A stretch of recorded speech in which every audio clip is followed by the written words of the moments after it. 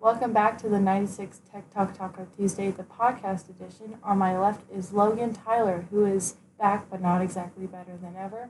But he does have no medical equipment on him, so there's the plus side. On tonight's show, we talked about running a Q4 exhaust without a spark arrestor on a Husky 500, tips or hacks to jump-starting a dead bike, drills running into class electric bikes having fluctuating stability, and a KLR T7 piston and ring change. And the biggest question is, will Jimmy survive to the next show? And if you're confused by all that, just like I am, you should definitely listen to the show. Hey, Logan, you know how you're always hearing that recluses are for old dudes? Yeah. Well, that's not really the case. Recluses make you a better rider. Why? Because they're like an auto clutch. It is an auto clutch. It's like you don't have to do any of the work. It does all the work for you. So whenever somebody says, oh, yeah, those are for old dudes, I just laugh and say, it's because you've never used one before or you're chicken. Do you want to be a better rider? Yeah. Okay, how would you find out about that? You can find them at www.recluse.com, and how you spell it is REKLUSE. That's www.recluse.com, and it'll make you a better rider out on the trail. So now here's the show.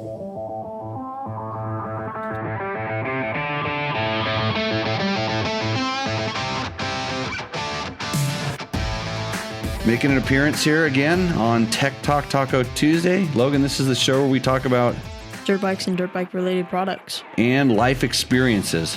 Yeah. So I had a real interesting class this weekend in the Jimmy Lewis Off-Road Training Academy. That's my business that I run, right? Yeah. And you weren't there because you were still being cleared by the doctor. Yes. And I had lunch with these two guys, and they're like, where's Logan? And I'm like, well, a little under the weather and a little broken. They're like, yeah, we know. Like, how come he's not here? I'm like, well, because he's broken. He can't ride. I'm like, oh, we really wanted to meet him. They watch Tech Talk Taco Tuesday. I'm like, why do you do that? and they're like, no, it's really funny. I mean, we don't care what you say about the motorcycle stuff. It's like a soap opera. You guys are always doing something kind of wacky over there, and yeah, we really wanted to meet Logan, and they were saying, and so they only just recently started watching this, and I'm like, why do you watch it? I'm like, we watch it, and they go, well, we watch it. So I started watching. It's kind of interesting. So I'm learning a little bit here. So I went back to some early episodes where you're sitting in a bar, like, so I kind of told him the story of how this got started, and he's like, yeah, and then there's this little kid that doesn't say anything and can't read, but the episode I just watched, he's reading all the questions, and so I was making excuses for you, Logan. I was telling them how hard it is to read these well-written, carefully orchestrated questions that we get. So no, it was you were missed the class. Yeah. Yeah. And you want to know why you really missed out? I sent you a picture. Did you see the fat stacks of cash? I sent you in that picture. Yeah, tips. Yeah. Lots of tips. Matt came down and made everybody happy. I think George and Jim pissed everybody off, but Matt made everybody happy. And then they were very appreciative of the food service staff. Yeah, no, they said, but sometimes Jimmy, you should just shut up. But I was going to say it was amazing the efficiency of pizza delivery and handout yesterday. It was, yes, yeah, it was like at least 3 times as fast. We don't know why. So if you get really interesting tasks right before it's time to distribute the pizza, just go with it. Okay. Just go with it. Yeah, it was good. Yeah, we had great class, full class. We're back up to not full capacity because our capacity is somewhere in the hundreds. So we're still running at quarter capacity, doing the 20 rider classes, 18 rider classes. So, but all good. Thanks everybody for joining in. I got a lot of questions because I took a week off. I went skiing last week up in Utah. That was really nice. And so George says, so Logan feels good enough for T4 but can't come and help wash bikes. Matt said he's making $20 a bike. Yeah. Yeah. Look at Logan's just the whole time. Just yeah. Okay. Victor really wants to know, how do I change the capciones to Espanol? That's your computer, bro. Yeah, they designed these computers here in the United States, so you're going to have to live with it. He posted some stuff. I made some pretty good Mexican jokes for him on there. I don't remember what it was. And George is also reminding me that tonight's show is brought to you by ddcracing.net. You can reach over and grab that sprocket right there in front of you, Logan. Hold one of those gems up. We renegotiated the DDC deal, which meant I needed some sprockets. Actually, they've been back ordered for a while, and everybody's having supply chain stuff, and so he finally got the ones that I needed, the KTM 50s and the YZ 125 48 that I got, because my YZ it's old aluminum sprocket, and so I replaced it with something I'll never have to replace again.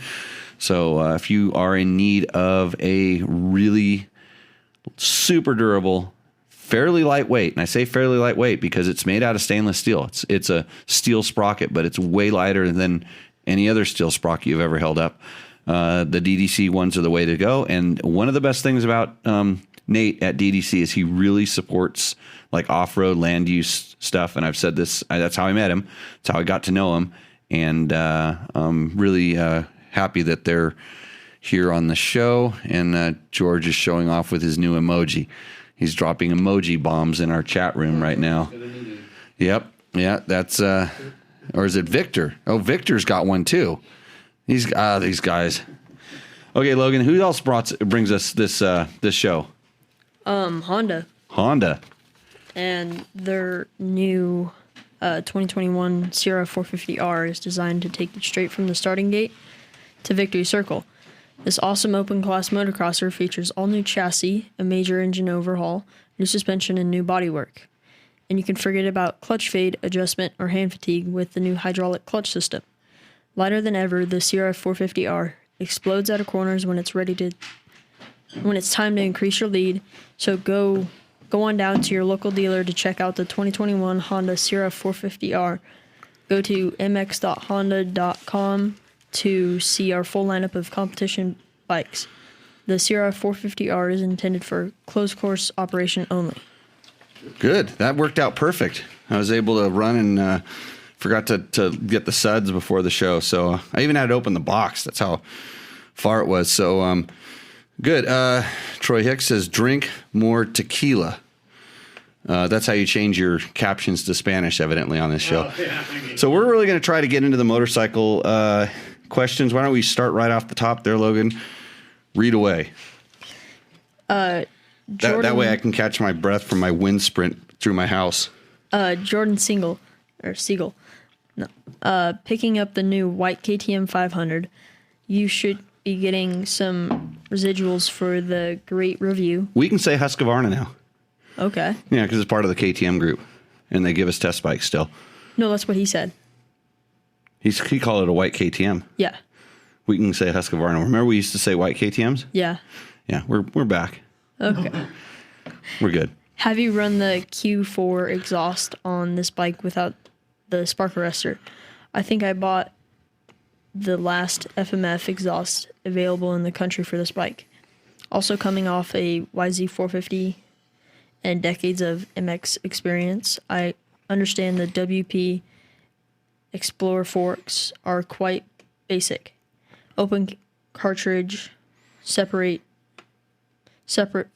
function forks. I plan to triple sport this bike and will be springing for my weight. I heard some forks converting to KYB internals, the Explorer Pro cartridge kit, or different forks altogether. Thanks. Okay, that's a lot of question in one question. So you probably didn't get the last FMF muffler in the country. They're just seem like they're just coming out slow. But most FMF mufflers come with a spark arrestor. It's in the box or in the bag, or they come with them. So and the spark arrestor really doesn't affect flow that much, maybe a little bit. But I'm going to tell you, if you're putting an open muffler on that bike, you're going to lose power.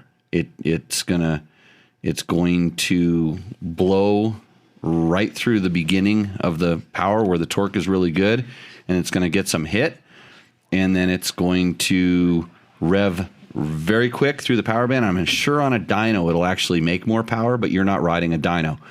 So if you can get a Q4, I would hold out for it, or you can actually get some of the inserts, and I guarantee if you go on to, Facebook, Craigslist, something like that, talk to all the other jackasses that are pulling all that stuff out, and you can probably get one for like $10. You could probably convert.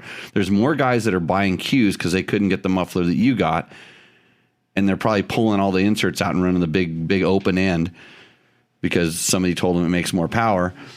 And anyways, that would solve that problem, a slightly more restrictive one. But if it is one of the carbon mufflers or something, you don't really want to have that heat built up into it. That's why they make the Q the way they make the Q. And it actually has a little different resonance chamber and some other stuff inside of it. So with that, remember that when you start altering the exhaust system to a significant degree, that changes the way the bike runs, and you would ideally want to alter the fueling on the front side. In other words, just like if you changed your pipe and muffler on a carbureted bike, you would want to change the fueling on your fuel-injected bike.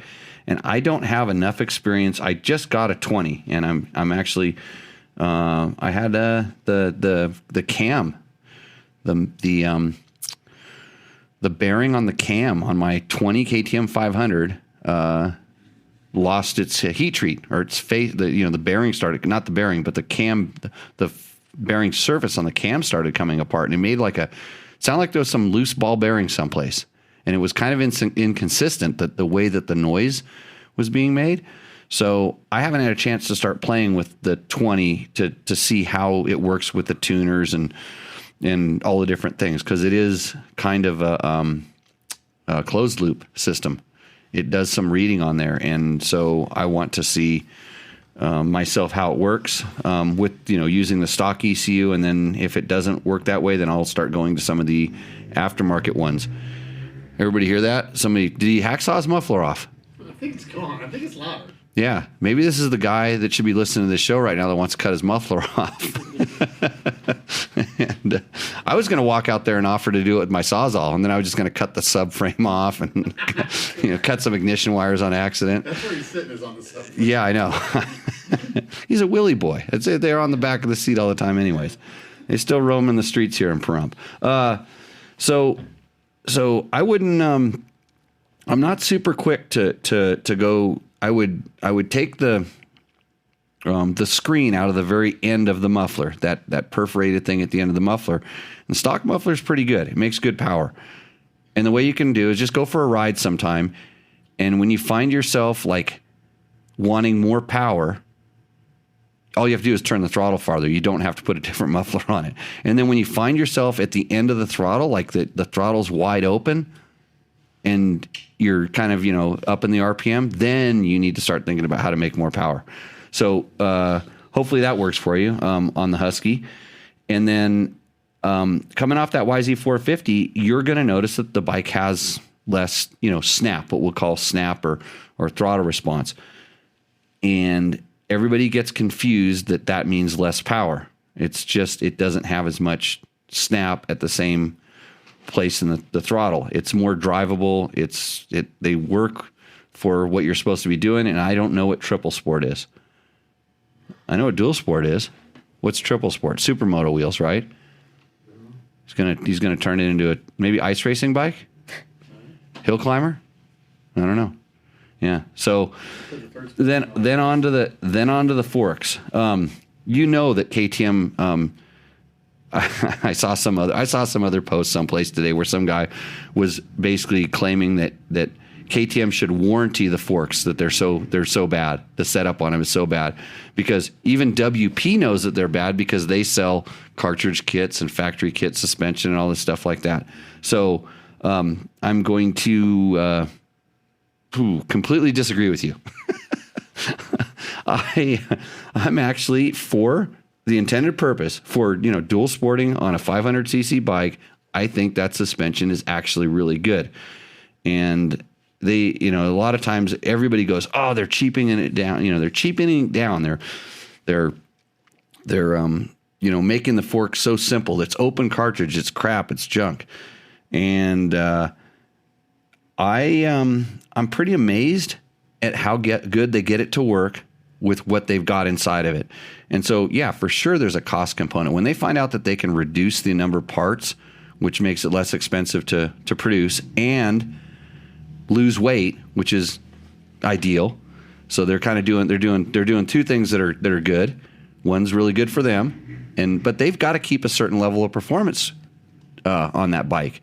And there's plenty of companies that sell plenty of parts and plenty of things to do it. And I've got some really good, I've got this full Creft setup on a bike right now.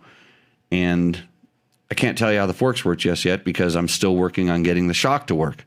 So the shock it's gone back to Creft and now it's coming back.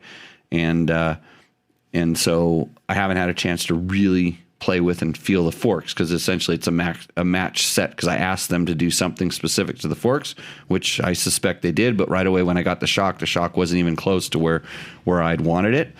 And then, so can you hear that? I wonder if that comes through. I think, yeah. I think you can hear it. I look at the thing. Yeah. Yeah. Shotgun. Or stick. So we go out there and throw the 2x4 into the spokes. So back to, and I like dirt bikes, and I don't know why I get this. I want to just take care of this problem. So I think you need to give your forks some time. And first of all, break it in, ride it for 5-10 hours, break it in, get your suspension serviced. And then after it's serviced and you have somebody that you trust that can go through it, that puts the right amount of oil in it and make sure it's good oil and now everything's been broken in and clean. Now you have a baseline. And then especially if you were riding it and while you were trying, you played around with those, there's 2 clickers on it. It's really not that hard to play with it and see if you can get into an area that you're happy with. And if you can't, if you run out of clicker or something just seems horribly wrong, and not horribly wrong because you read about it or somebody told you about it on the internet, horribly wrong because of what you're feeling. Like you actually notice it's like, hey, this thing's like bottoming out, or this thing is too stiff. And it's funny because now I'm hearing that those bikes are, that the EXCs, that people are complaining that the front forks are too stiff and too harsh. I'm like, where did this come from? Because they are always too soft, right? So anyways, give the stock stuff a chance before you just decide to go throw stuff at it, because you may not know what you're getting when you get something that is, quote, supposedly better. You've got it, that's why there's testing, and that's why, and I get to ride a lot of different bikes, and for a dual sport bike, I think the KTMs and the Huskies, the dual sport bikes are set up really nice, and I don't have a big inkling to want to go change them for that. And I mean, if there's a certain application for it, I sometimes if I'm going to take that bike and I'm going to do like a lot of rally training, I have more of what we'll call an XC setting. So it's kind of a little bit stiffer, more like a KTM XCF would be set up. I have a setting that's sort of like that I'll throw into it. And I have a set of suspension that's that way. And if you think that the suspension has gotten worse going forward, I took like 2014 suspension and threw it onto 2019 bike. And I thought that the 19 stuff was a tad better, it moved freer. And it was more lively without being wallowy, where the older stuff was a little bit stiff, a little bit more stiction in it. And it was well broken in. Both the sets were broken in. So, yeah, Jordan Spiegel? Yeah. Spiegel? What's his name? I don't know. Siegel. No. Like a seagull. So, the triple sport is dual sport plus motocross. Oh, you're going to moto this bike? I was right. That was my guess. Really? Moto. Run away. Oh, boy. That's a big ask. Well, at least he has the linkage, because the linkage magically makes everything better. If you're if you're going to moto the bike, then it's not a motocross bike. It's just not a motocross bike. So you will probably have to do a lot of stiffening it up at that point. I mean, you can ride around, but it's never going to be your Yamaha on the motocross track. It's going to wallow. And you could basically get, actually, even the motocross guys, I think, are saying that the air forks that come on the Huskies are junk, or come on the KTMs are junk. You know, they complain about everything. So you can probably go and buy some of that stuff really cheap, the stock takeoff stuff.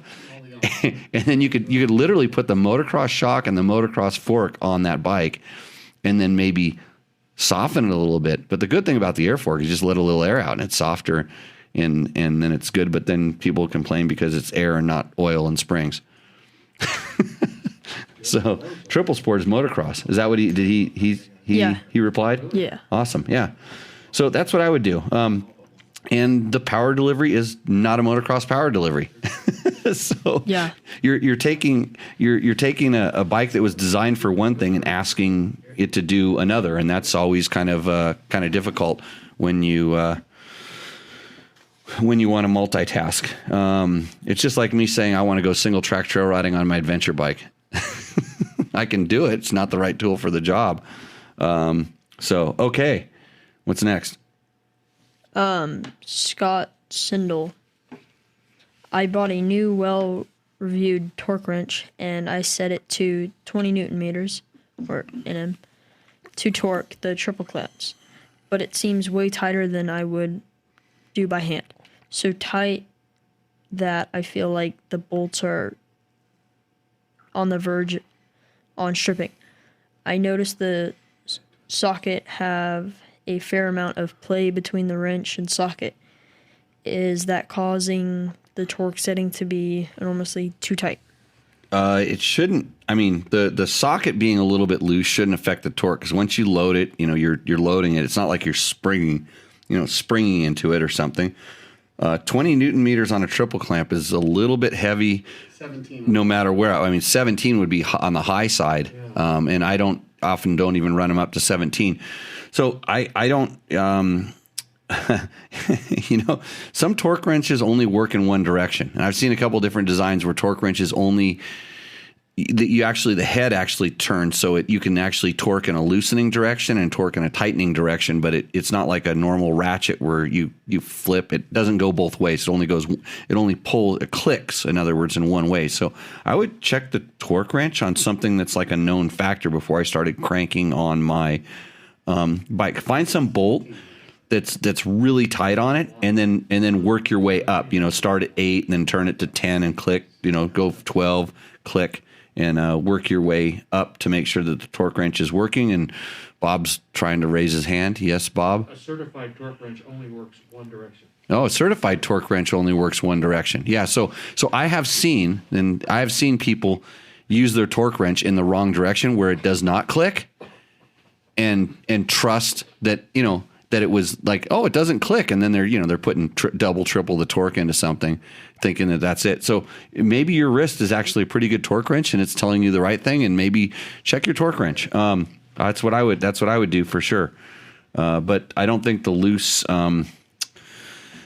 socket head should have any effect on it. But yeah, so it's a well-reviewed torque wrench. I don't know, was it certified?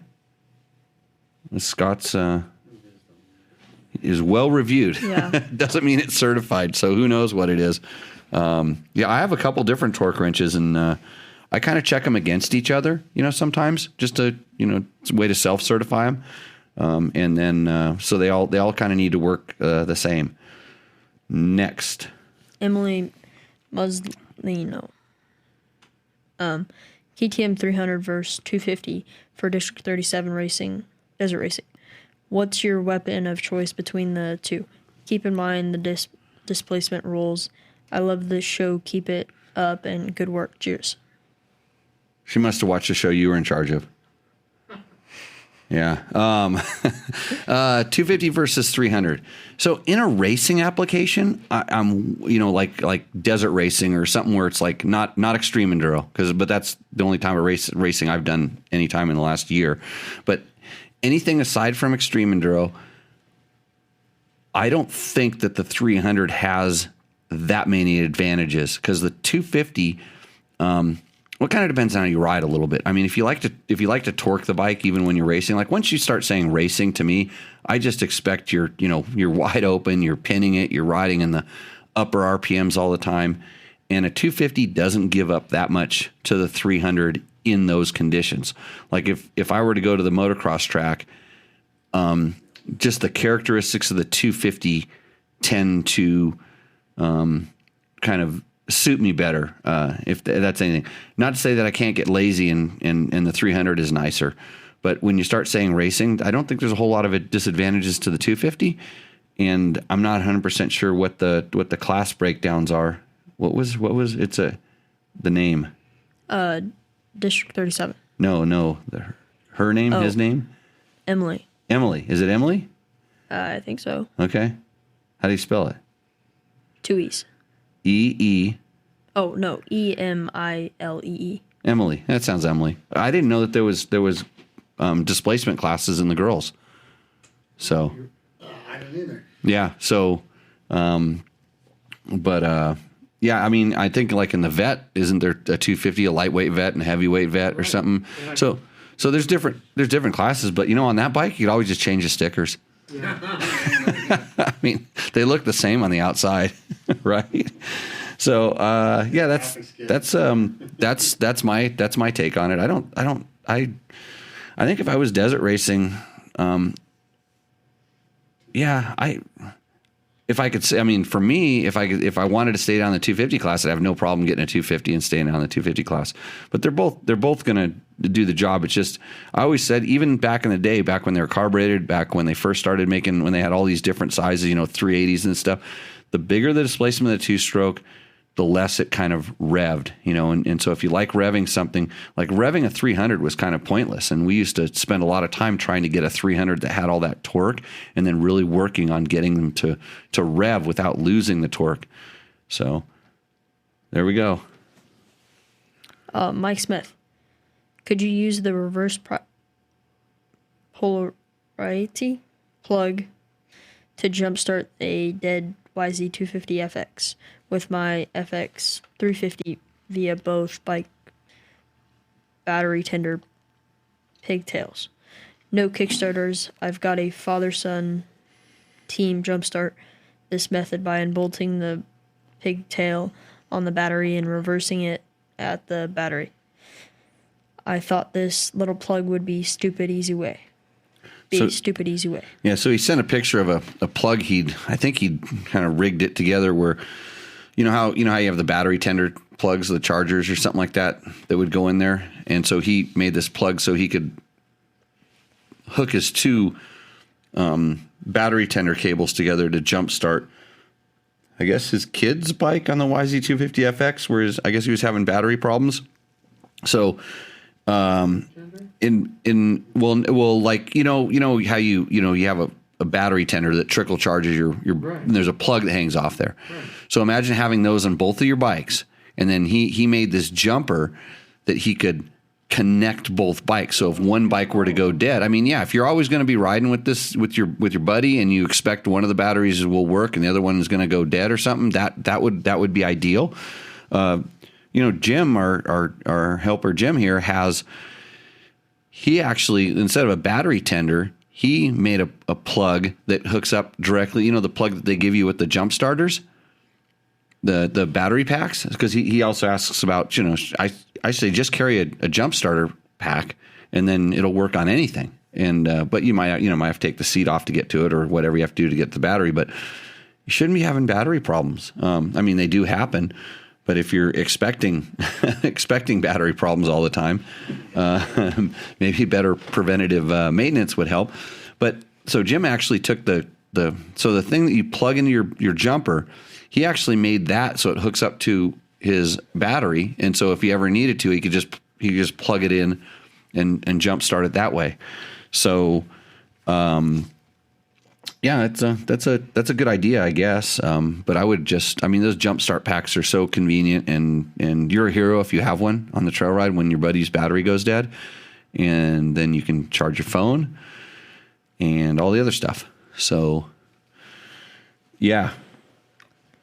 He also said, or carry a jump pack. 21 YZ250X is getting a battery upgrade soon. POS factory battery from new.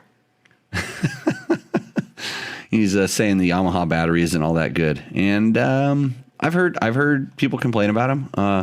I actually haven't had the Yamaha battery go bad. I do notice that they just don't start very well. The Yamahas are of all the electric start bikes and fuel injected bikes, they're the most inconsistent at starting.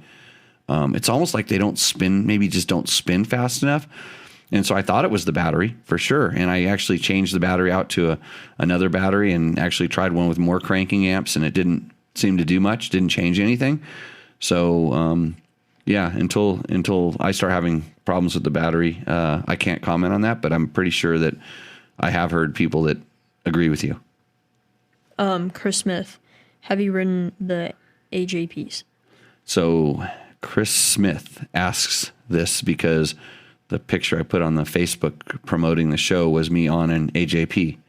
So the answer is yes. I've ridden quite a few different AJPs. I never really, quote, tested them. I mean, I kind of rode them around enough to get an impression. And so, yes. So you think he wants to know what I think? Or does he want to know if I've ridden them? That's it. That's it? Yeah. Should I answer his question? Or did I answer his question? I think you did. What do you think about the AJPs? No clue. No clue. They're interesting. I'll tell you one thing that they are straight away. They're heavy. Every single one of them I rode was heavy. They build those things out of steel. But there's actually some of their bikes are really interesting concepts. They have like these, air cooled, something that'd be like a CRF 230, CRF 250, like the air cooled ones. They have these air cooled bikes that they put in kind of a good looking chassis with, decent type suspension on it. Although it's all not top of the line stuff. It's kind of middle line stuff, but it's a good concept. The idea was to kind of keep the price down low and, have like a mid-level performance bike, not a play bike, but not a full on race bike, and something in the middle. And I rode a few different ones. They were just starting to experiment with their fuel injection last time I rode the small displacement bike. So it was need a little bit of work. And then I've ridden the big one that they make look like a rally bike. I don't know. It's like a 600 single or something. I've ridden a couple different people's bikes of those. And again, quite heavy, but interesting bike. So yeah, just a little bit. KTM is powered by a distinct ready-to-race mentality. KTM is the world's leading high-performance street and off-road motorcycle manufacturer, with North American headquarters based in Murrieta, California. Over the years, KTM has built a reputation as a fierce competitor on the racetracks around the world, and the brand's remarkable global success is reflected in every product it develops and every move it makes. You did that without looking at the last half of it, didn't you? No, earlier I just moved it. I'm like, how did you do it? Because it ran off of the bottom of the page. Nobody saw that read coming, huh? Snuck that one right in the middle of the show, right, Yeah. Logan? Yeah. Yeah. Taco Mike tells me that he's ready to support me when I'm ready to work on the O2 Equip 2020. Man, that guy's a glutton for punishment. He knows what a pain in the ass I am, and he still keeps coming back. I do need to do some of that stuff. It's funny because I see, I glance at all these all these posts of all these guys that do all this stuff. They always have to list. It's like here's my resume of what I've done to my bike, and I've taken the reeds out, and I've put this muffler on, and I've added this and this, that, the other, and my bike now runs basically. They basically say in so many words, except it's 3 paragraphs, my bike runs like shit. It hauls ass and it's super fast, but basically it runs like shit because a lot of these times these things are designed, it's designed to run with a exactly certain muffler and exactly certain intake track and exactly this and exactly that. And you can't just hand somebody the ECU and go, here, this is going to make it's like magic. It's going to make it work. It's kind of a tuned system. And some of them have different clickers on the back, so you can set it to different, maps for different things. The Vortex or the ECU, the Get actually is programmable through, you can use an app to alter it. But so you can do some tuning on it. It's the base maps that I don't think it's still to this day, and Taco Mike, prove me wrong. I want you to hand me the ECU that I can put on my bike, whatever it is, that has better drivability than stock. And drivability generally occurs from the moment I start rolling the throttle on till about 1/3 into the throttle. And, because after that, then, most of the time you're on a load, but most of those times that part of the power band is completely forgotten when we're talking about aftermarket stuff. It's like, because the dyno doesn't register down there, and the dyno doesn't have limited traction, and the dyno doesn't do on and off throttle very well. And it's not a good tuning tool unless it's combined with a good development rider, in my opinion. I'll pat myself in the back right now. Okay, I do want to do this. I just need time. I got so many broken bikes right now. Hey, I mistimed. I have a KTM 250 RFS that's a 350, and I've been meaning. I got the last 2 intake valves in the country for this thing, literally. And I just made a bonehead move and timed it completely wrong. I put the dot up on top. I was thinking, Honda, dot on top of the cam. No, I forgot it was KTM there on the sides. And that's the press together cam chain, endless cam chains, press, rivet it, put it on there. And then I kind of started spinning around to check it. And I'm like, uh-oh, Did you tag it? No, yeah, no, not that I know of. But it was, it was a quarter turn off, and it wasn't enough it wasn't just timed right to whack the thing. I'm like, oh, son of a bitch. So luckily I had one more link, broke the chain apart, put it back where it's supposed to be. And I was just jacking around. There's a lot of stuff going on. It was day before the class, lots of in and out, and Jim and George and Matt was there telling me how my online riding school is going to work. And so I got it in there and checked it. It was absolutely perfect. Go ahead, put the chain, press my last chain rivet on there. How did it get one tooth off? So it's just mechanical hell. I've been in mechanical hell lately. So yes, I do. I'm human. Make mistakes. Actually, more than I care to admit, but I try to learn from them. So I ordered. You know what I learned from this? Order 4 master links so you can correct your mistakes and kick everybody out of the freaking garage when it's time to concentrate. Don't try to be a nice guy and answer everybody's questions. And I can only do one thing at once. No juggling. I think this should be another segment of Guess That Name. Oh, okay. I should try? Thank you, Logan. It's Carl... Emma and Carl Ataman Sink CZYK Ataman Sink. You try it. Ataman Sink. Zinc. Yeah. Okay. What's the question? I easily sold my 2015 300 race edition. It had a lot of hours on it and still ran great. A 2021 race edition is on order now. So he's talking about the beta test. Thanks for not. I think his name was what I was trying to say the whole time I was making that video, because everybody says that video makes them sick. The wrist cam. That's the best camera angle I ever made. The wrist cam. So yeah, I why would you sell your bike before you had your new one in hand? That's crazy. I mean, yeah, used bike prices are pretty good right now. So, okay. Lucky Charms. Oh, that's the next one, but Dave Black. Oh, I did a survey on my KLR reform asking what their next bike would be. 50% of said T7. This was after the announced of the new KLR. I must have. It's funny because I'm pretty sure some of these KLR guys, the KLR owners groups and stuff, watched the Yamaha Tenere 700 video that we did, because I say it's like a modern day KLR, and that's either it's the worst insult you could ever heap on the KLR crowd, or it's the best compliment ever. And you were a KLR owner, you understand. Back in the milk crate days, the milk products, milk crates for panniers, cut milk bottles for handguards. There's amazing stuff we can do. But anyway, so he said 50% of them are going to move up to the T7 on his forum. That's good. I'm glad that I have a good following with the KLR. I still say that is if you're thinking about getting into adventure bikes, the KLR 650 was the bike, I think the bike to start with. Still the best bang for the buck adventure bike you can get your hands on.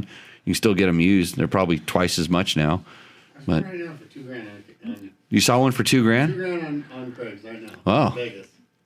Yeah. I just bought the KTM 500 that was on Craigslist in Vegas. You did? Yep.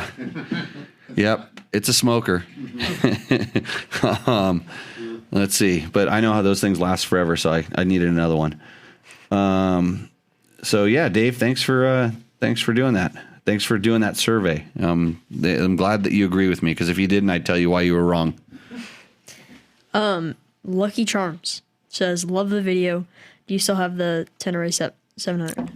No, I don't have the Tenere 700 because it was Yamaha's and they let us use it for the testing, and then they made us give it back. And I have two KTM. I have a 1090 and a 1190 that I don't ride enough, and a 390 that I don't ride enough.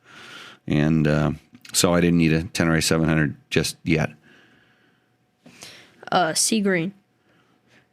How close is the RR 300 to KTM 300 XCW? Same ballpark? They are the same ballpark. I think we explain it pretty well in our test. Oh, the test is in the magazine that nobody looked at. The Dirt Bike Test digital magazine, issue 1 and done. That one.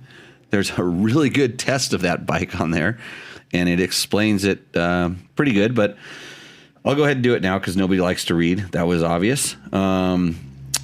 Exactly the same ballpark. And if I were to place the Beta 300RR, I would put it between a KTM XCW and then the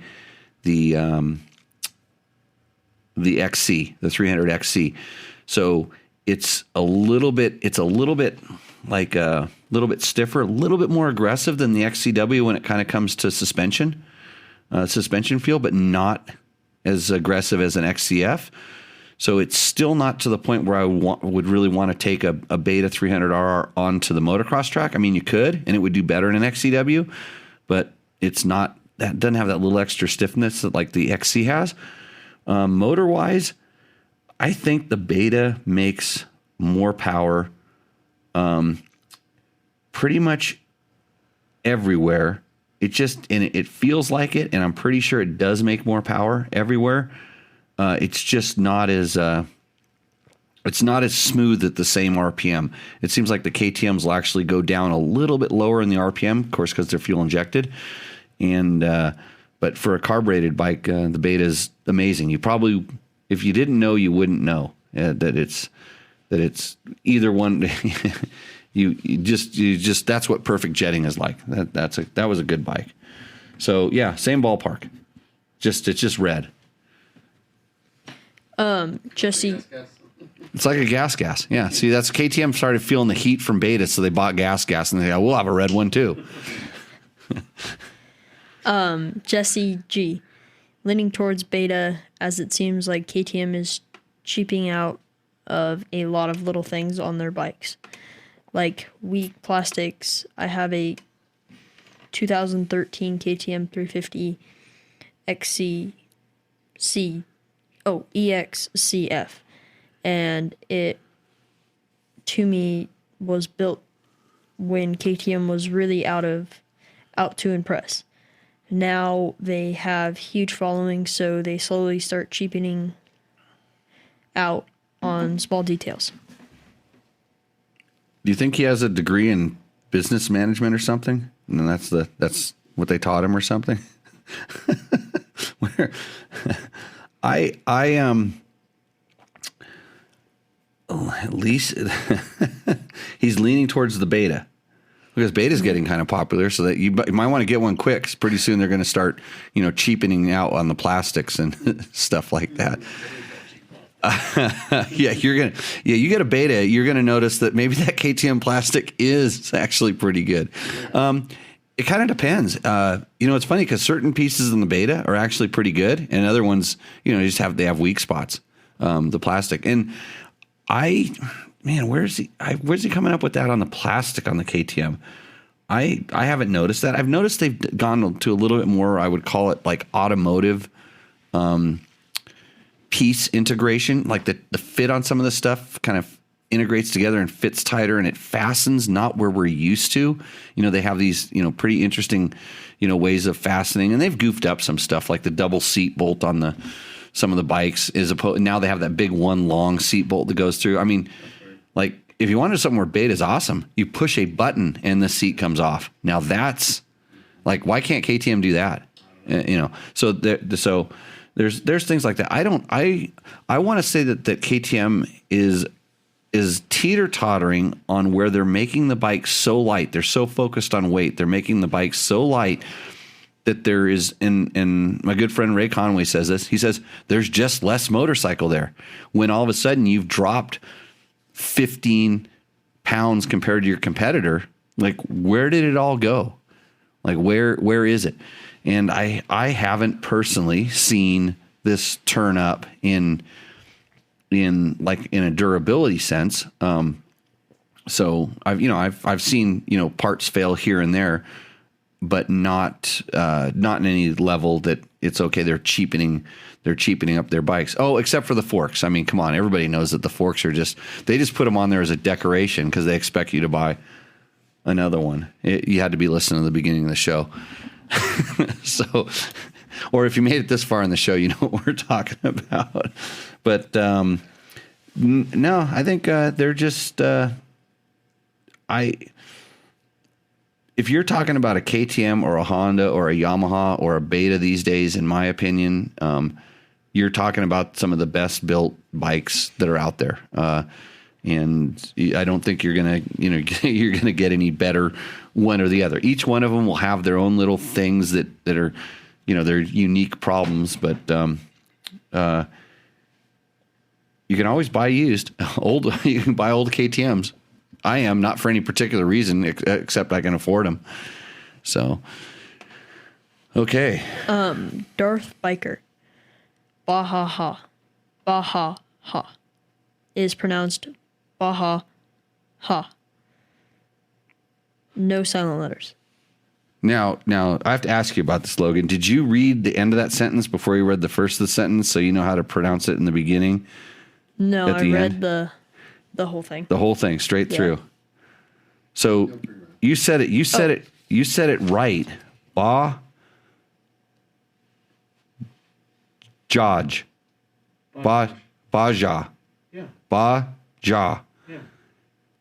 And he spells it Bajaj. Yeah.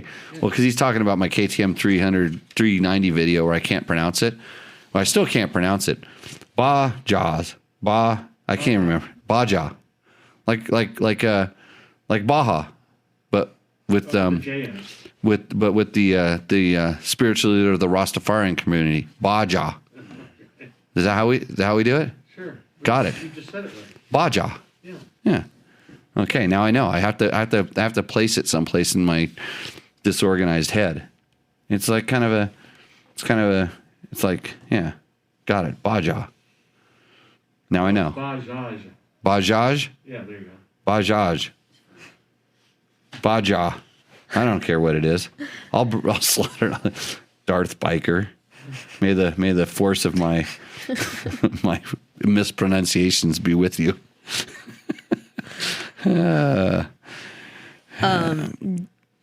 GC Simmons. Jimmy was wondering if you could answer this on your next show. I have a '06 Honda 250X with about 500 hours on it. I just did a piston and rings as it had been 2 hours since the last one, and it was burning some oil. Cylinder looked great. Crank didn't seem to have any play, and rod small end was tight as well. I put everything back together with new piston and rings and took it out for a ride to find that I'm getting some oil migration. I'm losing about 5 ounces of oil on a 3-hour ride from the tranny side, which ends up in the motor side.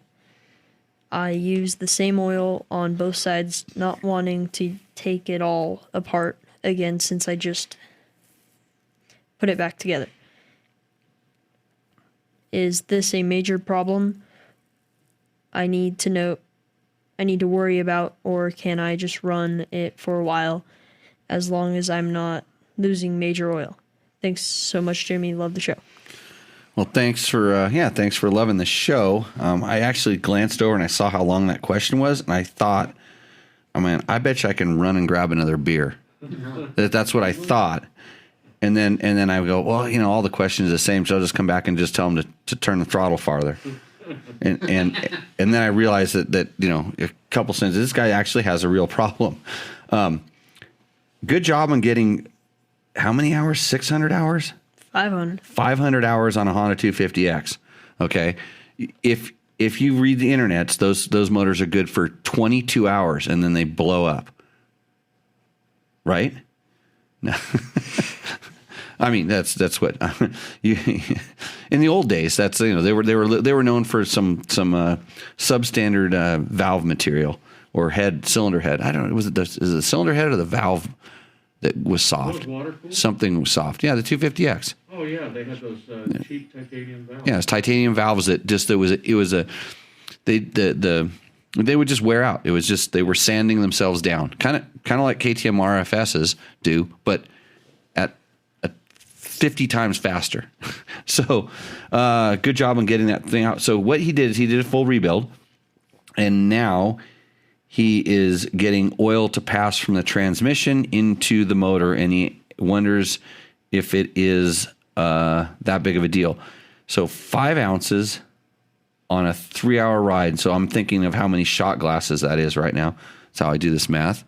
That's a fair amount. It's not going to hurt your transmission because that's not enough to come out of the transmission. But I will tell you that extra oil going into the motor is going to cause problems because there's just not enough volume in there. I think motors tend to run hotter when there's too much oil in there.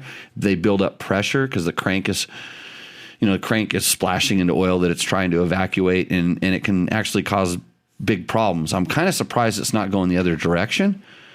So what it sounds like your problem is it's the seal behind your crank, your crank seal on the clutch side. That should be the only way for the oil to pass into that. And I suspect when you did the rebuild, you replaced that seal, but Bob's raising his hand as if he knows something. No, did he clock the rings correctly, and are the rings broken in? Did he clock the rings correctly, and are they broken in? You think that could draw enough of a vacuum inside of there no way. I don't know. Yeah, not with just, but he's actually sucking it from the transmission side into the motor side. Oh, then it's that blown. Yeah. It's the seal. Yeah, it's a seal. The same thing when you get an air leak on a 2-stroke. When it starts sucking air in through the crank, it makes that popping noise. Or a lot of times it comes through the ignition side. This one is actually the only logical transfer is from behind the output shaft, and that's actually odd. So I would It looks like you're going to be rebuilding the motor. I mean, it's not super critical, but if you started getting much more oil than that inside of your engine side, then it would be a problem. I would drain everything out and do it again. I mean, it seems kind of strange that it would be sucking in That's unusual. that way. That is really unusual. Yeah, an old KTM on that 2008 to 2011 KTM, that was like they actually started to drill cases out so they'd be a common case because they were so bad. But yeah, I would put the proper amounts in there because I'm not sure where you're getting how you're getting those measurements, and they seem like you've got a good exact measurement. I would do it again just to verify before you do it, and then go from there. Let me know how that turns out because I'm actually interested in that. And Victor wanted here, Victor, I got something for you. He says, "Is there any advantage in changing my forks on an XR650R to modern ones with stiffer springs?" Well, you know what I actually have leaning up against my wall in my shop right now? I have a set of Pro Circuit clamps with a set of CR250R forks on it that was set up for an XR650. And I have an XR650 that has stock forks on it right now with stiffer springs, stock forks with stiffer springs. Do you wonder why they're sitting up against the wall?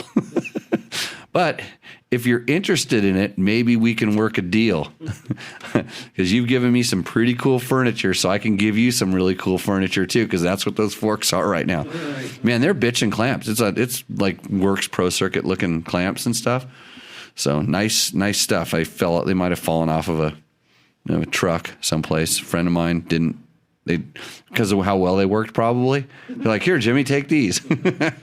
You're a junk collector. Yeah, Victor, text me. We'll figure something out. You can tell me how they work. Because in your world, if it looks cool, it's better, brother. Chris Reel actually chimes in and says, "Is in my opinion that the big XR needs some front end flex to take the shock loading out of your hands. I did a full upside down fork setup and the bike was evil. Went back to the conventional forks and the bike was much easier to ride." I wonder if he's had the same forks that I've had, because we do have a common friend that seems to have these kind of parts.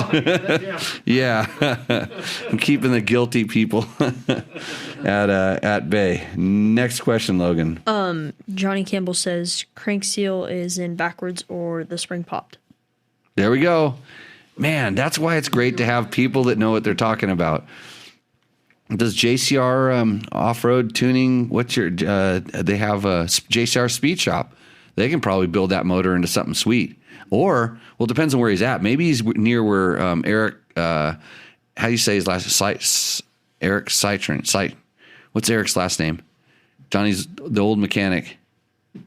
He was Ricky's mechanic this year. Eric Citon. Yeah. He just opened up his new shop back east. And he's a master on those motors.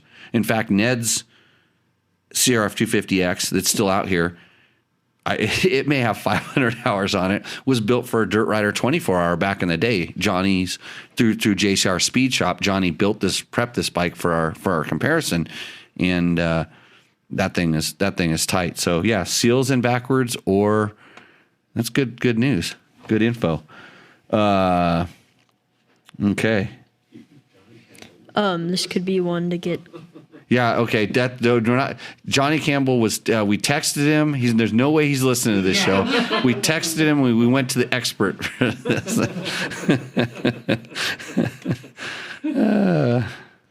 Okay, go ahead. Brian, hello. Just found your channel and subscribed.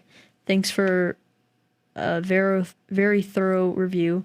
I'm stuck between this bike and the new Honda CRF 300L. For a first-time rider, is there a preferable choice for light trail riding / surface streets here in Phoenix?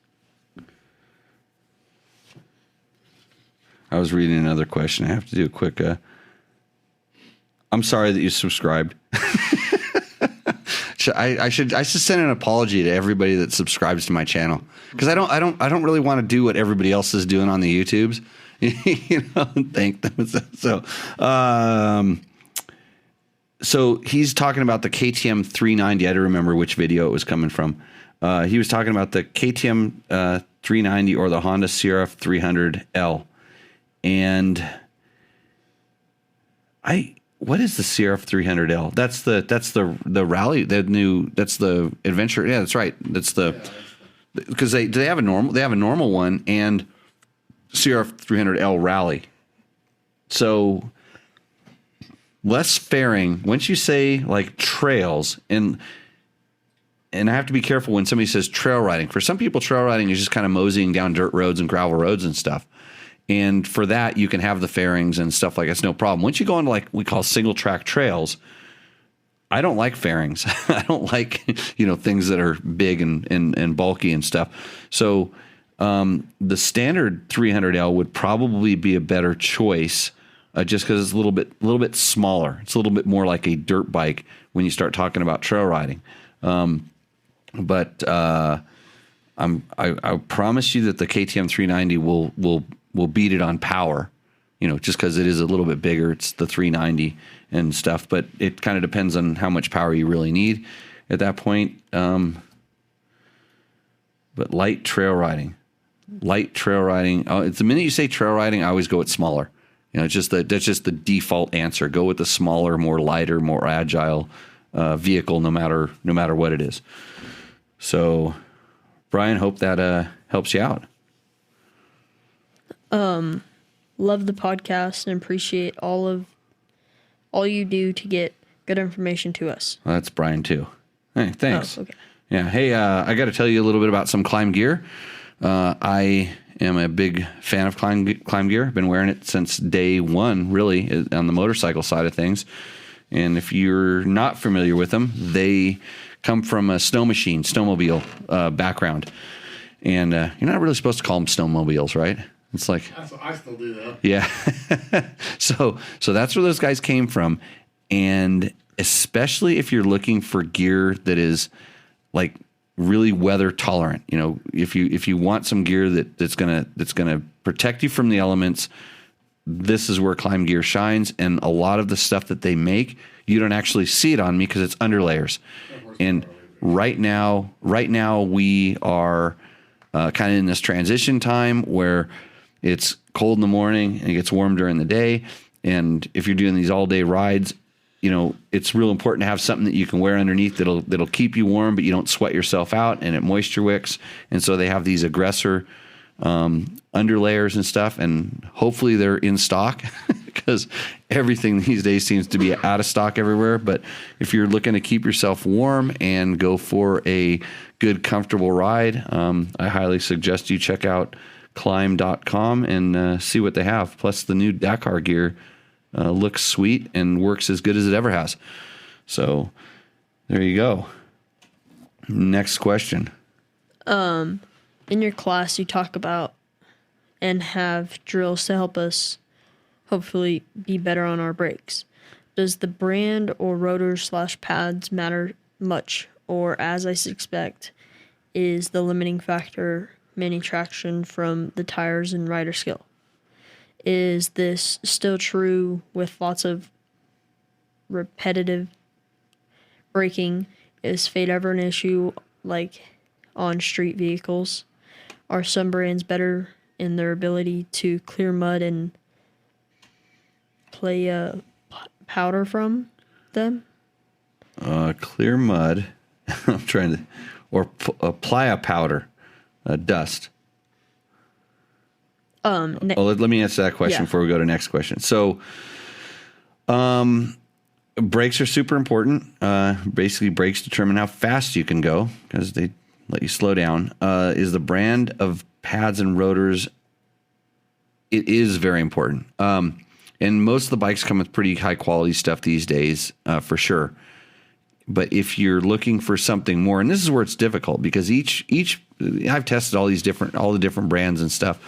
Each brand has like a slightly different feel and a little bit of a different character. And if you're going that way, Bob, there's beer down at the end of the hall in the box. Yeah, getting deep into this show. Every brand has a slightly different character and a feel. And so it sort of depends on what you're looking for.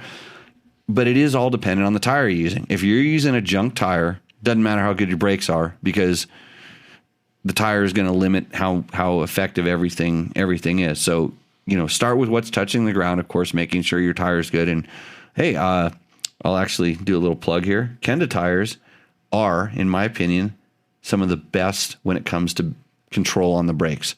It's really why I fell in love with the Parker DT front tire, which everybody goes, why do you run that? Look at that little mushroomy knob. How does that work? Great, especially when I'm on my brakes. But back to the pads, I typically, out of all the different pads and rotors and stuff like that, the ones I've really kind of fallen in love with are the Galfer stuff. And it's just because it's super high performance. It's really high performance. And the feel is really, really consistent. The durability is good. Everything about it's really, really good. And I've tried rotors from braking, even some of the lower cost ones like Tusk, and some super high end ones like I'm trying to think of it. There was an yeah, I don't know if MotoMaster. I think theirs were kind of like more of the middle of the road stuff, but the Galfer stuff is just very, very consistent. Braking stuff was always pretty good. The one brake pads that really impressed me were AP Racing. They made some brake pads that were noticeably grippier, but also wore pretty heavily. And then you start talking about fade and stuff like that. Generally, unless you're kind of in a racing application, and generally it's rear brakes and stuff where guys are just dragging their brakes. The reason the brakes fail or fade is because they're dragging them. It's really rare that you're going to have somebody, overheat or overrun a front brake. But there's, all different kinds of stuff, and it's kind of a matter of testing it. But like I said, in my experience, I've been happy with the Galfer stuff. I think that comes standard on the KTMs most of the time these days. So all pretty good. Oh, that wasn't Johnny that answered. That was his wife answered that question. Yeah. Yeah. Faye answered that question. Yeah. So you really, if you want to ever watch this show live, which we do on Tuesday nights at 7 p.m. on Facebook, you will get a real interesting cast of characters. Some of these guys have been on the show. This what's that guy's name that won Dakar that one time? What's that guy's name? Was it Bray? He's on this. He was on. Brayback, that guy? Yeah. He chimes in every once in a while. He hurls some insults at me. Well, it's because all day long I'm just always telling him that I'm going to smoke him next time he comes out here, and that's why he won't come back out and ride with me. He won't go trail riding with me. So he'll train all day. Okay. And Faye says, of course, Johnny and I are listening. That's good. JCR Honda. They're the jcrhonda.com. Go there if you need to know about some Honda stuff. That's the expert location for that. Hey, yeah. Do you ever want to go riding with Johnny Campbell? I can offer you a ride with Johnny Campbell. He does tours. And it's a fun ride. Yeah. Oh, because you've been on it before. Yeah. Yeah, but you rode a KTM. What's wrong with you? Actually, you can come out here, rent a Honda Sierra 450X, and go on a ride with Johnny Campbell. Just check out www.jimmylewisoffroad.com, and I can get you all of that information. Next question. What's our next one on there, Logan? Oh, we had a second question. We talked about the movement of the piston as being a component of balance when you hit a rock and get kicked sideways, and also in how heavy, stable / light squirrely a motorcycle feels. Do electric motorcycles have the same behavior given no piston / crank, but there is a rotating component in the electric motor?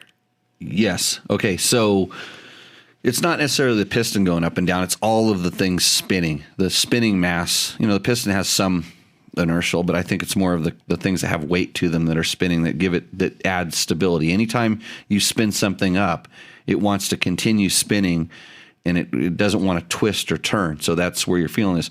In electric motor, in my experience, most electric motors are getting smaller and smaller and more compact, and they're getting lighter. And so, yes, it has some inertial effect, but not nearly that of a that of a gas powered motor, conventional motor, as I've felt. And then the other thing, it's interesting. Somebody asked me if, like when I'm riding in the sand, if the rear wheel spinning up adds some stability to the bike. And I started thinking about it, and so I went and like on purpose spun the bike more. The thing is because the rear wheel's spinning, and I was getting it going really fast, probably like 40 miles an hour, and I was doing maybe 15 or 20, and I was trying to see if I could feel any effect, and I really couldn't, because I think at that point that the traction is playing a bigger role, or it's not allowing whatever the traction is doing, it's not, to get the wheel spinning up like that. Cause I went out and did it on hard pack as well and got it spinning, and then tried to feel any stability. And I think since the wheel's spinning around the wheel's spinning, and that's at that point when it's spinning like that and it's trying to grab, that's almost like the center of the bike. And it's also in relation to the, because at that point it's trying to lift up, and it's sort of pivoting on that as opposed to pivoting someplace else. And then it was also the engine, in order to spin the tire up like that, the engine was revving. So it's kind of it's kind of in tandem. And yes, when it's revving up. So the other thing I did was I started going off of a little jump and trying to turn off the jump, low RPM and high RPM, to see if I could feel the wheel. And then I started noticing, since that everything's interconnected, engine RPM, it was really hard to get the wheel spinning up that high with a low RPM in the motor. So I couldn't do any sort of a test, but that's the kind of weird stuff that I'll actually go out and try to feel to see if there's something to it, especially for, teaching. I want to be able to teach this when we're in the school and explain it, but then just for my own kind of curiosity on how this, when you get my age, Logan, and you can't do all this stuff that you want to do, as far as like, I want to do those scrubs off the jumps and all the things that all the stuff Paul Torres is now doing on all the damn adventure bikes. And now he's riding around on dirt bikes and making us all look silly. It's like, I want to do that, but I want to ride tomorrow. I don't want to go to the hospital. You know what I mean? Yeah. A little bit. Yeah, right. So I do these controlled experiments so I can feel like I'm doing something better than somebody else. What was that? Testing yourself. Testing myself. Yeah, I'm testing. Pushing yourself. Yeah, testing. Kind of trying to figure out stuff. So, yeah. How's that shoulder? Good? Yeah. Still hurt? Very minimally. Very minimally. Can you tell when it's going to rain? I don't know what. I've heard people say that, but I have no clue what it. Well, you need to go someplace where it rains first. Yeah. So we live in Valley of the Dirt People, which is kind of like an acronym for dust and dirt. So, what's the next one? Got another name? Equila. Equila. Well, if you change the E to an F, it'd be fuckula, but it's Iculia. Got it. I need a video of you using the Rabaconda. No, you don't. I have one like you. I'm nowhere near being able to bust them out like they do on their videos. Did we do this question last time? Do you remember this? No, I don't remember it. No. Yeah, something reminds me of this. Maybe I read it and I just remember it now. I'd like to see what hangs you up and how you deal with it. Well, I'll tell you right now, I drink a beer before I change tires. Straight up, like almost every time. It's just a good way to, because beer makes it fun, is what I always say. And so I'm going to have a good time changing the tires, so I have myself a beer. And that's how we get started. The right attitude. It does take that good attitude then. Yeah.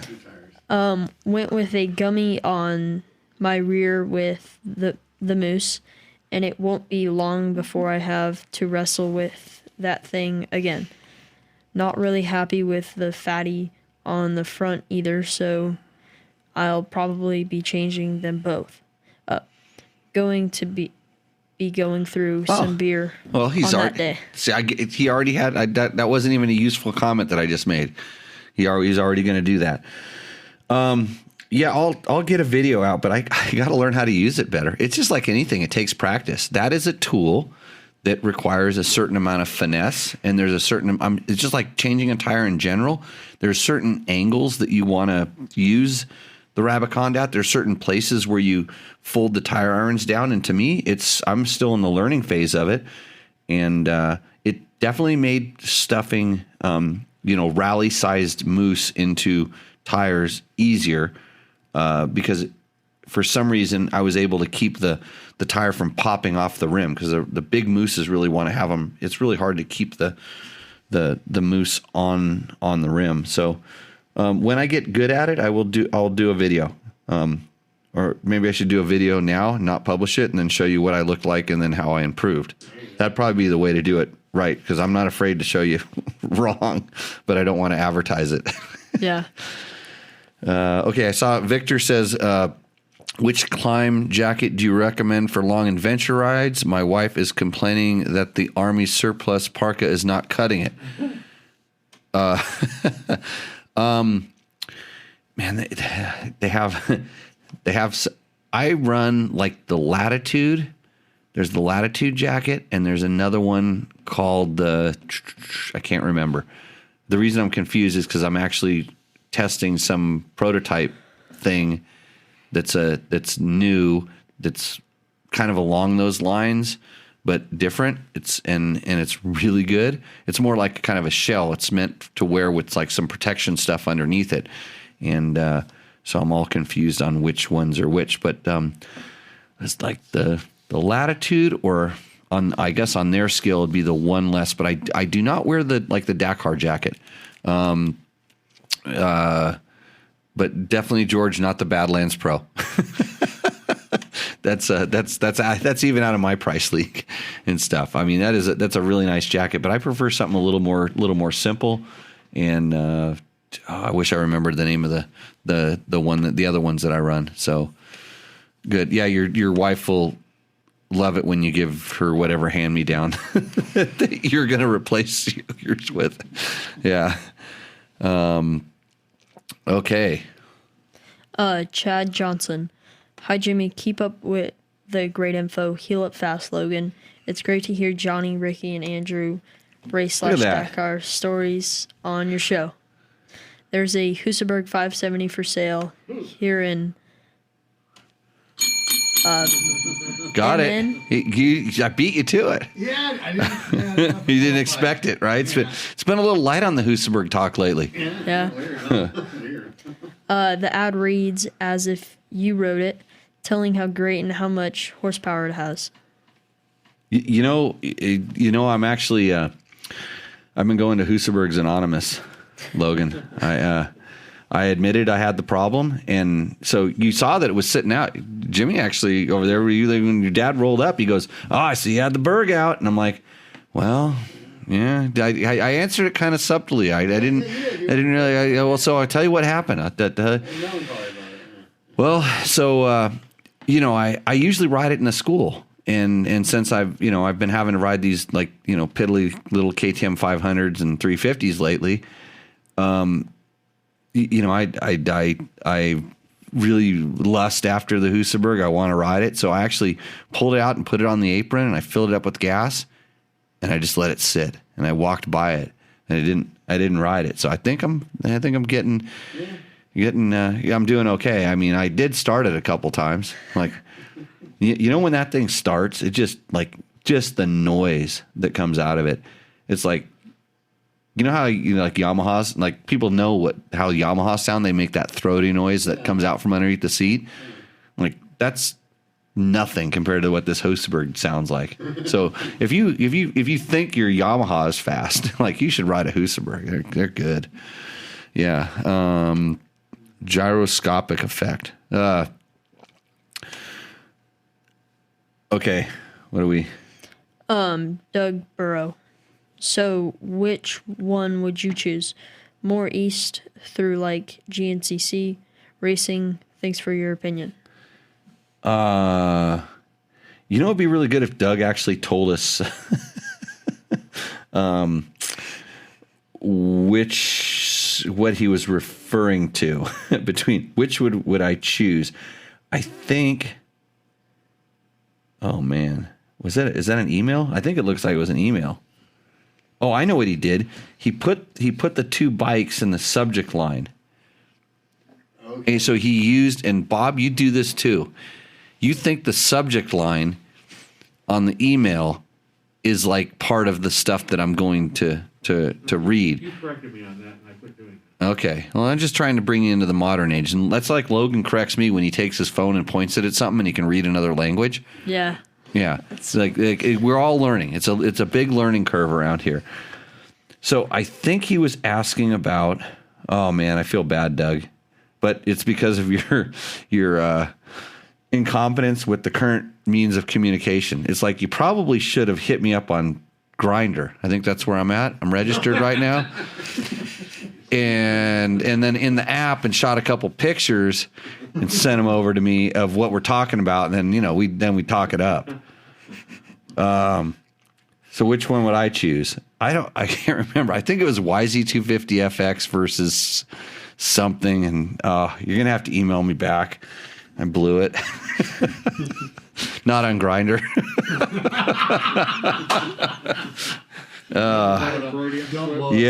Yeah. No, it's I think you're supposed to Twitter book face me. Yeah, or what do you chitter chatter? What do you guys do? Ding dong. TikTok. You're TikToking it up. That's if you guys keep doing that. I heard that the Chinese are gonna have all your information and then they're gonna take over. And if that happens, you'll never get Husabergs because they've tried to copy Husabergs before. It didn't go well. You end up with the Jingjangaberg. Craig R. Would you happen to remember your settings on the 2019 Sierra 450X that was in your fleet? Right off the top of my head. Settings for what? Like suspension clicks? Sag? The JD tuner? I don't know. The cam timing? I'm not sure. I don't remember. I wouldn't remember, and I don't remember. And I'm pretty sure here, in all honesty, here's the reason. One of the reasons that I actually do things like at Dirt Bike Test, where I actually like write the story, is because I'm never going to remember it. Because when I'm done with it, I'm done with it, and I'm on to the next thing. And so I actually write it down, and I write it in a place that's archived, and it's up on the internet, and it's for free, and you can look at it. And if you look at it, I might make the $19.19 that I made off of YouTube videos last month. That's our monetization, $19.19. That's a lot, Logan, right? Yeah. I'm going to wash bikes instead of doing this show. I could make way more money washing bikes. You should see me. I take my shirt and I pull it up here. You ever done this? Take the shirt? Yeah. I'm not going to do it because it scare everybody away. Then we'll be done. We'll get banned on YouTube and then I'll make zero. But no, it's hard. It's hard for me to remember all these settings. So off the top of my head, no. But generally, I would like to refer someone to the test. And this is where George is really good, who's now sitting in his plush, well-lit office in Sacramento because he's scared of Nevada because he has to buy me dinner every night when he comes here. And I wonder if George left his 300 here again. So I didn't go check the garage that well.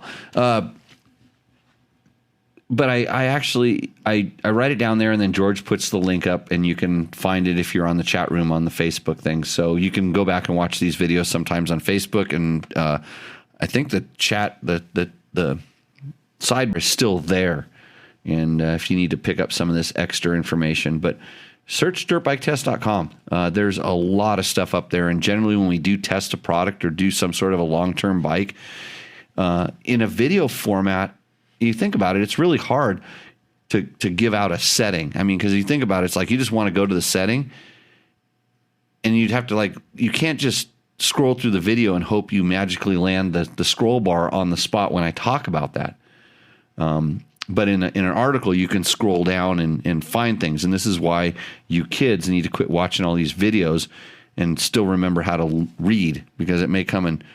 Or are you going to be able to ask Google to take me to the spot in the video where Jimmy tells me the setting of this the CR450X fuel injector? Yeah. You'll be able to do that? Your YouTube's got a thing. A thing. Well, you need to figure out how that thing works, and then you need to figure out how to make it point dollar bills into my bank account. That'd be the most important thing. So yeah, sorry about that. What was his name? Bob Johnson. Fred Smith. Craig R. Yeah, sorry about that, Craig. I really don't remember, but I know it's published someplace, and hopefully that gave you enough information to find it, as well as a small slap on the wrist. I think I've figured out why Victor gets kicked off of Facebook so often. Uh-oh. Oh, no. It's something we can't read out loud? Yeah. Okay, I'll go look at it. Something only the live people found. Oh, great. Early White. How did I find the factory TPS setting on a 2017.5 KTM SXF 450? Mine has been tampered with. Thanks. Well, generally, you look in the owner's manual. And most KTM owner's manuals now are currently available online, and it gives you the exact setting. But what you will find is you're going to have a hard time coming up with a tool. You're probably going to have to buy a tool to adjust and set that. But I will tell you that if yours has been tampered with, then you have nothing to lose. You can actually, if you get your idle close, because usually the TPS, it's going to affect the idle quite a bit. So if your bike's kind of idling rough and stuff like that, sometimes you can, if everything else is okay, because a lot of times it's fuel filters and all kinds of little problems there, you can actually loosen that sucker up and just move it ever so slightly around a little bit. And if the bike, it's kind of like playing with to me, it's like playing with a fuel screw on a 2-stroke. You can kind of adjust it and get to the point where it actually is good. And then if you find that spot where it's just at idle, it's good, then you can snug it down, and then you can check the throttle response. And does it seem like it's okay then? And, if it's not, then move it a little bit one way or a little bit the other way. You can actually ballpark it into a place where it's rideable. But to get it right, you're going to need a tool that reads off of, gives you the voltage reading of the TPS. Maybe you already have that, but the number, actually, you could probably do this, Logan. If you picked up your phone and you read that question into your phone, like that girl that's inside of your phone, do you have her? Yeah. I have a dude in mind. He talks in a nice deep voice. Says, "Yeah, Jimmy, I'll get that info for you right now." It'll probably tell you the reading you're supposed to get, or it'll refer to you some form where it's probably there, or it'll probably send you to the 3 or 4 guys that sell that tool that you need. So did I answer his question? Yeah. Okay. We got any questions on the chat there? Besides Victor trying to get thrown in Facebook jail. What do they call the jail down in Mexico? The clink? What do they call the clink down there?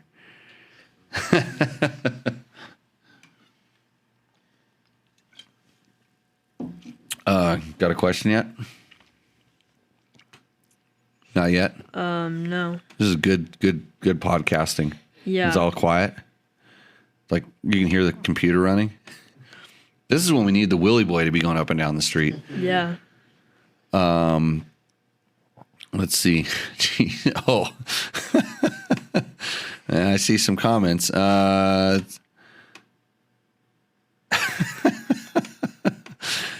about making a sandwich, that comment? Yeah. Oh, that comment's no big deal. Yeah, your wife's just supposed to make you sandwiches. That's what you get wives for. You need to start telling your girlfriend that now. Hey, that's the other thing the guy said. He said he was pretty impressed with all the girlfriend tips he didn't know about. Yeah, the sitting backwards on the bike and all that stuff.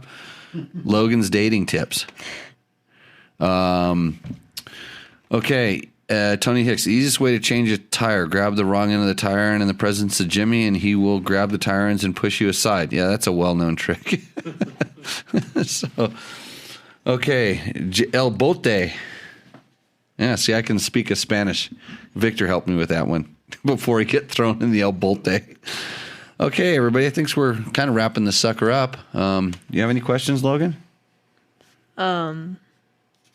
No, we don't have any reads at the end or anything. Why would you stick a rally size moose in a tire, in a normal size tire? Because I want higher pressure, Okay. because I'm gonna do like rally riding. Okay. And that's so the rally mooses are generally bigger than a normal moose. It's a really tight fit. It's like a really stiff moose, and just like, some people when they ride off road, they run higher tire pressure than like for motocross and stuff like that. That's what a big thick moose will do. Okay. When you stuff it into the the normal size tire, and rally tires in general are a little bit bigger too. So when I say I'm stuffing a rally moose in there, it's usually a rally moose that's been used by the rally guys that's now no longer good for them, and it's kind of free. Yeah, it kind of came free, and so I put it in a normal size tire, and it's still too big, and then I get some rallies out of it too. But that's how we do things around here. We use everything to the takeoffs and stuff like that. Makes it work out pretty good. So we should probably do that one more time, because you're going to tell everybody about the Hondas, even though you ride a KTM. Yeah. I want to, up on Dirt Bike Test, there should be something on the CR450RX real soon. I know Scott and Trevor had one, and they compared it to the KX450X, and so that should be coming out soon, but they're doing it at the pace they're getting paid for it, which is pretty free. And how would an analog voltmeter work?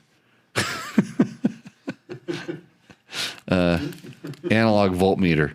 That's like licking the top of a 9-volt battery, right? Exactly. Yeah, it works for me.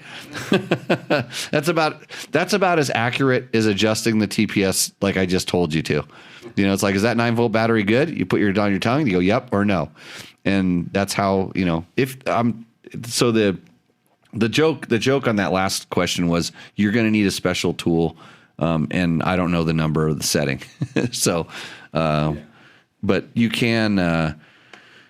2021 Honda Sierra 450. Yeah. What did George just send me now? All new. That's last year's post. They released 2022 Hondas already. Really? I'm pretty sure I'm pretty sure that they released them already. So, okay. Got that? Honda's new 2021 Sierra 450R is designed to take you straight from the starting gate to Victory Circle. This awesome open class motocrosser features all new chassis, major engine overhaul, new suspension, and new bodywork. And you can forget about clutch fade, adjustment, and hand fatigue with the new hydraulic clutch system. Lighter than ever, the Sierra 450R explodes out of corners when it's time to increase your lead. So go on down to your local dealer to check out the 2021 Honda Sierra 450R. Go to mx.honda.com to see our full lineup of competition bikes. The Sierra 450R is intended for a closed course operation only. That was almost as good as those two girls that you brought in here to read it last time. Yeah, what happened to them? Yeah. What happened? What happened to our assistants?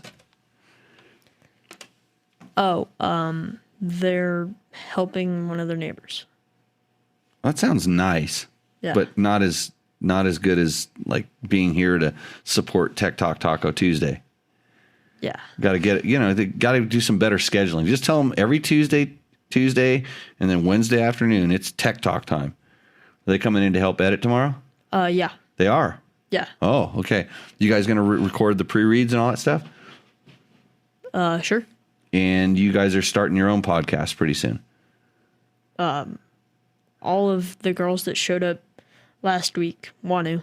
Oh yeah, what are they going to talk about? God only knows. God only knows. Shut up. I know that. They won't shut up. They don't shut up. Well, they got the equipment here. If they need Yeah. to start the God Only Knows podcast, and they can talk about whatever they want. It's open for. I mean, if they want to talk about racing, because I thought they were going to come in and I was going to give them a hard time about race because they raced last weekend, right? Yeah. You know what was funny? Also funny is in the class, one of the guys in the class said, yeah, his daughter was out racing Works, and he showed me a picture of the podium, and his daughter and one of the other ones, their name starts with a B, was No way. was on the podium as well. It was like Women's C or something like that, and so it was kind of funny. And I was going to give him a hard time because the guy who comes to my class, like I was going to tell him that the reason that his daughter beat her is because his dad's in the class getting lots of good information, passing it on down to the kid, and that's why. So anyhow, if you want a riding school, we have some openings left. We have 2 more classes this year. You're gonna be teaching at the next classes? Hopefully. Hopefully. Yeah. You can putt out there and still yell at the adults. Yeah. Like you should be able to do that. I mean you'll get close. Yeah. No crashing. So we have class in April, first part of April, and class in May. And I would be willing to bet that if you're here at the April class, you might get to see some factory rally guys hanging around. So, all good on that. Okay, well, thanks to everybody for joining. We have any last minute questions? Nothing came in? That was it? Someone throws up they should make a cooking class. Oh, a cooking class.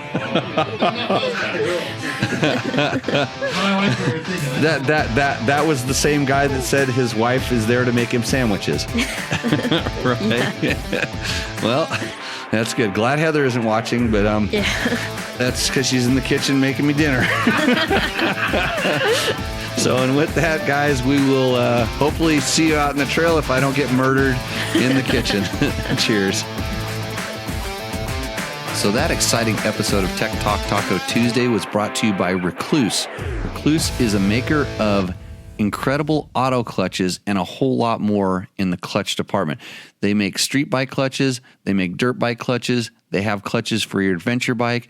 Some of them are auto clutches. They make a lot of replacement parts in the manual clutch, their torque drive system.